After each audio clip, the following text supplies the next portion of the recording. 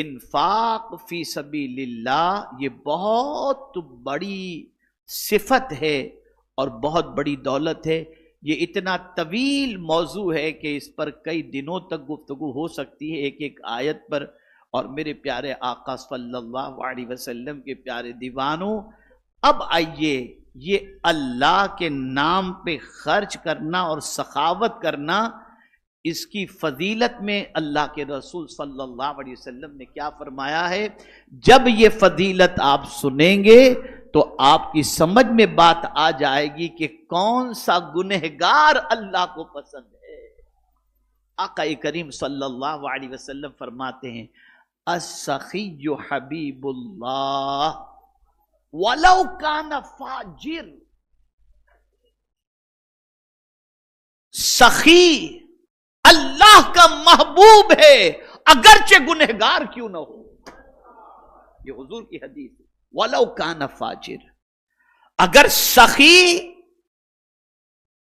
گنہگار بھی ہے لیکن اللہ کے بندوں پر سخاوت کر رہا ہے تو اللہ عز و جل کے پیارے حبیب صلی اللہ علیہ وسلم کے پیارے دیوانوں، اللہ کے رسول صلی اللہ علیہ وسلم نے اس کے حوالے سے فرمایا حبیب اللہ السخی جو حبیب اللہ وَلَوْ كَانَ فَاجِرٌ. یہاں پر حرام کمائی خرچ کرنا نہیں، حلال کمائی اللہ کے نام پہ خرچ کرنا. اب تھوڑی سی کوتاہیاں غلطیاں تھوڑی چھوٹی موٹی ہو جاتی ہوں، گناہ صغیرہ وغیرہ، تو یہ گناہ اس کے اپنی جگہ پر ہیں، لیکن سخاوت کی وجہ سے اللہ تعالیٰ اس بندے سے محبت فرماتا ہے. یہ وہ صفت ہے کہ میرے پیارے آقا صلی اللہ علیہ وسلم کے پیارے دیوانوں، جس سے یہ صفت نصیب ہو جاتی ہے، اللہ تعالیٰ اس کے لیے قرآن کے فہم کے دروازے کھول دیتا ہے، اس کے دل سے غم نکال دیتا ہے، اس کے دل سے خوف نکال دیتا ہے، اور دینے والے کو فائدہ بھی عطا فرماتا ہے، اور پروردگار جل جلالہ اس دینے والے کو دونوں جہاں کی نعمتوں سے مالا مال بھی فرما دیتا ہے. تو میرے پیارے آقا صلی اللہ علیہ وسلم کے پیارے دیوانوں، آپ تمامی حضرات ان چیزوں کو ذہن میں رکھتے ہوئے اپنی جائز کمائی کو جائز کاموں کے اندر خرچ کرو، اور خرچ کرتے وقت ہمیشہ یہ ذہن میں رکھو کہ کبھی کم نہیں ہوگا. جس نے دیا ہے اس کے نام پر خرچ کرنے کے عوض میں وہ 10 گنا زیادہ عطا فرمائے گا، یہ اس کا وعدہ ہے.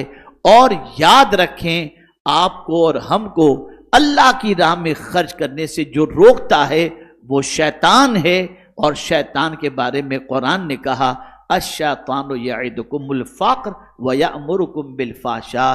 تو میرے پیارے آقا صلی اللہ علیہ وسلم کے پیارے دیوانوں، اللہ کے نام پر خرچ کرنے میں کبھی کوتاہی نہ کریں، اور اللہ کی راہ کے اندر ہمیشہ خرچ کرتے رہیں. جو بھی جائز کام ہیں ان جائز کاموں میں خرچ کرو، اور اللہ تعالیٰ سے اجر کی 10 گنا کی امید رکھو.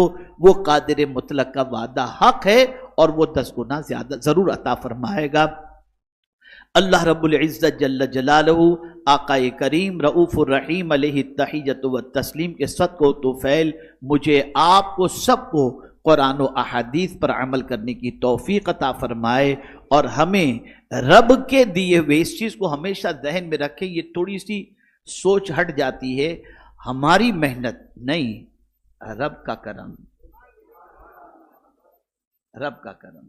اسی لیے جا بجا قرآن نے کہا ہم نے جو تم کو روزی دی، وَمِمَّا رَزَقْنَاهُمْ، ہم نے جو تم کو روزی دی، ہم نے جو ان کو روزی دی. اور ایک نقطہ مالدار بننے کا آپ کو بتا دوں، اگر مالدار بننا ہے تو اس آیت پر عمل کرو. مالدار بننے کا وظیفہ اللہ فرماتا ہے وَأْمُرْ أَهْلَكَ بِالصَّلَاةِ وَاصْطَبِرْ عَلَيْهَا لَا نَسْأَلُكَ رِزْقًا نَحْنُ نَرْزُقُكَ.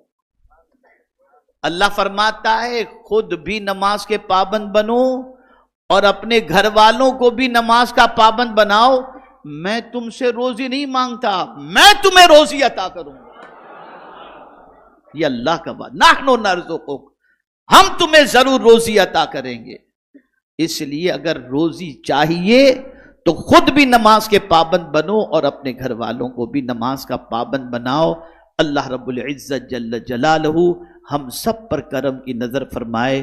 میرے پیارے آقا صلی اللہ علیہ وسلم کے پیارے دیوانوں، وادی نور کا اجتماع آپ جانتے ہیں آئندہ جمعہ سے انشاءاللہ شروع ہوگا۔ آپ میں سے ابھی تک اگر کسی نے کوتاہی کی ہے کسی بھی اعتبار کی تو وہ کوتاہی کو دور کرے، تشہیر میں لگ جائے، تعاون میں لگ جائے اور محنت و مشقت میں لگ جائے اور اچھی طریقے سے وادی نور میں پہنچنے کی کوشش کرے۔